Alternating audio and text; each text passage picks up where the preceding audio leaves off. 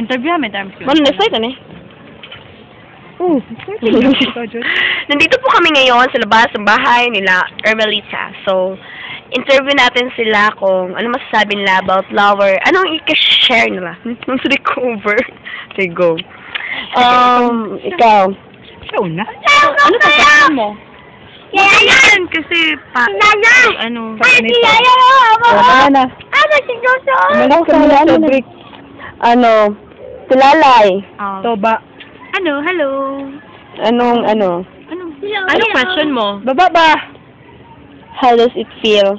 Na? Naka-move on na. Hindi, masaya kasi, alam mo, yung mga tao na hindi para sa'yo, tama lang talaga yun. Tama. Ay, hindi. Hindi.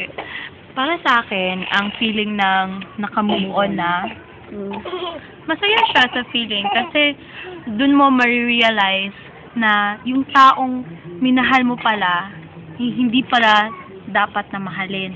Bakit? Kasi napaka-useless. Walang ginawa, kundi saktan ka.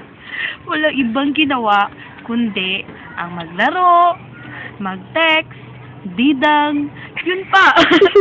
Yan, kaya mga lalaki yan, huwag kayong mag-alala. May ganti rin ang Diyos sa inyo. Tsaka, kayo mga girls, kung may mga heartaches kayo sa mga lalaki, huwag niyong ipagpatuloy yan. Kasi, baliw lang ang taong nag-iisip ng revenge for that special person in your life before. So, yun lang. Masaya ang mag-move on. And to tell the world that you are single and you are ready to mingle. Tama. Ikaw, 1 to 100%. Asan ka na ngayon na percentage niya para, kung ingon mo na naka-move on na ka. In moving on. Asa na ka na percent? 50-50 pa or what? Bitaw? Ano, ka na Kaya ako no, because I don't know how to Tagalog. So, you speak English? You go. Para sa ko, ka na Si Drake. siguro na ako sa 50% pa lang. Oh, like 50 or nasa 80, pero hapit na siya ba? Or 70, goals. Pero okay na siya, as in okay na ang feeling because akala ko ba na wala ka mga sudden realizations sa akong life na good ko, siguro kung what if, ako kung napaka-uyab right now, siguro dili na ako ma-feel ang happiness, dili na ako mabalik ako ang dati na self. Okay? As sa inyo nakita sa akong self now, sige yung katawa, diba? So, ko ba, naka-realize ko na, nag-say ko thank you kay God. Lord, thank you, because, kasi tama lang dyan dahil na imo siya gikuha sa kuwan life kay that's the purpose ng tanan. And after all, once you let go the person, after all, imo dyan ma-understand na ang ma-understand mo ba kung unsa gyud ang purpose ni God sa mo life, then moto as in super okay na Jude, and makatulog na kong tarong, makaon na kong tarong, diba? Then as in Jude yun totally makaana Jude ko na, Lord, I'm happy na Jude, as in super, I'm happy for being single, then I'm happy Jude kauban ako mga friends, na good, maglaang, storya together, and for those na wala pa naka-move on, please move on na. Please move on na, please don't stay that, Go. Daw ayaw mo stay feeling kay dili na siya maka-help para sa inyong life. So, move on and let's go.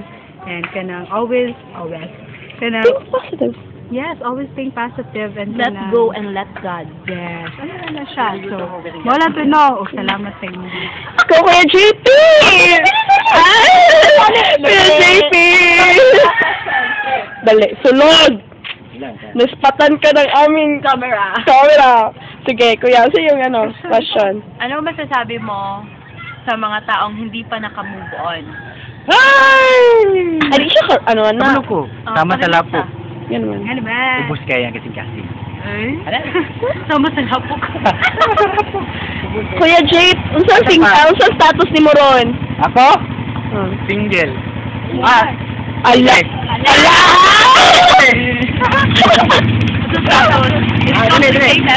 Fine. Sige, ako yung ganay. Balin sa sila. Dili. Unsa yung status ni mo ron? Ba. Married na ko. Married. Not sure ba? Engaged? Isa ba? Complicated. In a Isunod po dito ko na na. Isa. Natitawag. Sige ito. Complicated. Dili. Sing, nila. Isa man siya. Pangutanong sila ang status. Pero ang isang pa nila, I'm but single. not available. I'm single but not available. I'm single but not available. Ganun. Tama. Nasa likod na lang. Sige, sige. Tapos, Tama na, bali nakadisturbo na to. wala ba? Gusto mo kasing-kasing. Dito mo? Tulog na kayo. So, may mga question pa. Wala na. Ay, sino ka relate na? Mo, June. So, sige. Sige. Cutting na. Sige, Sige, bye! Let's go and Choco. let God. Okay, so bye-bye! Bye-bye! Bye-bye! Bye-bye!